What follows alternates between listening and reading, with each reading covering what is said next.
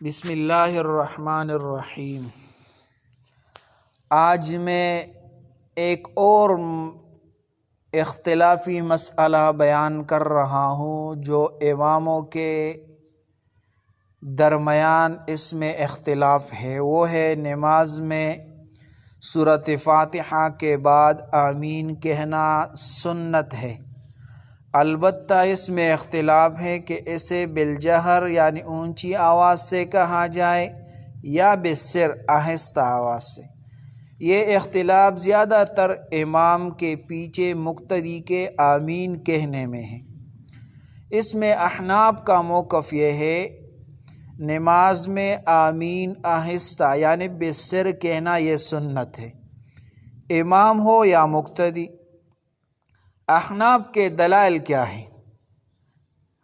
احناف قرآن پاک سے استدلال کرتے ہیں۔ اللہ تعالیٰ فرماتا ہے وَاذْكُرْ رَبَّكَ فِي نَفْسِكَ تَضَرُّعًا وَخِيفَةً وَدُونَ الْجَهْرِ مِنَ الْقَوْلِ۔ سورۃ اعراف 205 نمبر آیت ہے۔ اس کا ترجمہ یہ ہے اپنے رب کو اپنے دل میں عاجزی اور خوف کے ساتھ اور آواز پست رکھتے ہوئے یاد کرو۔ اس آیت سے احناف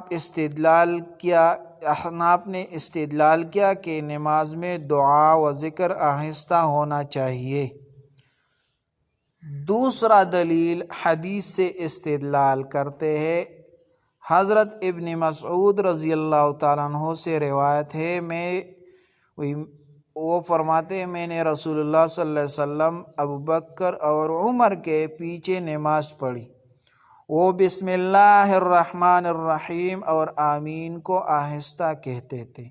یہ حدیث ترمذی میں ہے اور 247 نمبر حدیث ہے، اور اس میں لکھا ہے وقال حدیث حسن۔ امام ترمذی نے فرمایا وعلى هذا العمل عند اکثر اہل العلم، اکثر اہل علم کا عمل بھی اسی پر ہے کہ آمین آہستہ کہی جاتی ہے۔ حضرت ابو ہریرہ رضی اللہ تعالیٰ عنہ سے مروی ہے رسول اللہ صلی اللہ علیہ وسلم جب فاتحہ ختم کرتے تو کہتے آمین، اور مقتدی بھی آمین کہتے، اور مسجد اس آواز سے گونجتی تھی۔ یہ دوسری ائمہ کا مذہب ہے کہ وہ اس حدیث سے استدلال کرتے ہیں کہ آمین آپ اونچی آواز سے کہیں گے۔ حضرت ابو ہریرہ رضی اللہ عنہ کا یہ حدیث نقل کرتے ہیں اور اس سے استدلال کرتے ہیں۔ یہ بخاری شریف میں ہے کہ رسول اللہ صلی اللہ علیہ وسلم جب فاتحہ ختم کرتے تو کہتے آمین، اور مقتدی بھی آمین کہتے، اور مسجد اس آواز سے گونجتی تھی۔ یہ بخاری کی حدیث ہے اور مسلم میں بھی ہے۔ احناف کے نزدیک اس روایت میں آواز کا ذکر امام کے آمین سے متعلق ہے، مقتدیوں کی نہیں، کیونکہ حتی یسمع من یلیہ کی روایت میں امام کی آواز مراد ہے۔ آثار صحابہ حضرت علی رضی اللہ عنہ سے مروی ہے کہ آمین کو آہستہ کہنا سنت ہے۔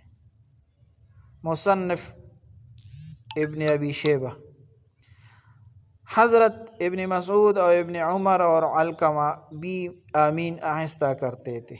مصنف عبد الرزاق میں ہے۔ قیاس اور اصولی استدلال آمین دعا ہے اور دعا میں آواز پست رکھنا قرآن سے ثابت ہے۔ نماز میں خشوع وضو مطلوب ہے، اس لیے آواز بلند کرنا خلاف ادب ہے۔ دوسرا ائمہ شافعیہ، حنابلہ و مالکیہ کا موقف کیا ہے؟ شافعیہ، حنابلہ ان کی نزدیک آمین بالجہر کہنا سنت ہے، خاص طور پر امام اور مقتدی دونوں کے لیے۔ دلائل کیا ہے؟ دلائل حضرت ابو ہریرہ رضی اللہ عنہ کا حدیث ہے، وہ فرماتے ہیں قال رسول اللہ صلی اللہ علیہ وسلم اذا قال الامام غیر المغضوب علیہم ولا الضالین فقولوا آمین فإنه من وافقا وافق قوله قول الملائکۃ غفر له ما تقدم من ذنبه، بخاری شریف کی حدیث ہے 782 اور مسلم کی 410۔ دوسری روایت میں الفاظ ہیں فرفع بها صوت، رسول اللہ صلی اللہ علیہ وسلم نے آمین بلند آواز سے کہی، ابو داود میں 933، ابن ماجہ میں 856 نمبر۔ ابن شہاب زہری رحمہ اللہ فرماتے ہیں کہ رسول اللہ صلی اللہ علیہ وسلم آمین بلند آواز سے کہتے تھے یہاں تک کہ مسجد گونج اٹھتی تھی۔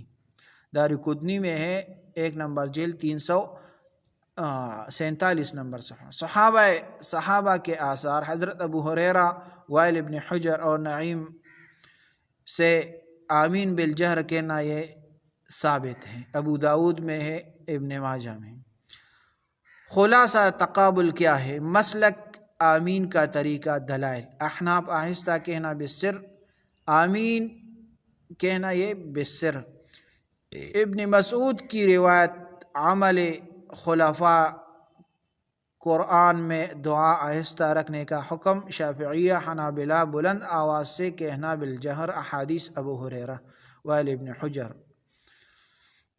مالکیہ عموماً آہستہ، بعض کی نزدیک امام بلند کہے، آثار مدینہ میں۔ تو نتیجہ یہ ہوا اختلاف سنت کے فہم کا ہے، نہ کہ عمل کے، ترک کا۔ دونوں فریقوں کے پاس معتبر احادیث ہے۔ احناف کی نزدیک آمین بالسر زیادہ مطابق خشوع ہے، اور شافعیہ و حنابلہ کی نزدیک آمین بالجہر زیادہ مطابق اعلان دعا ہے۔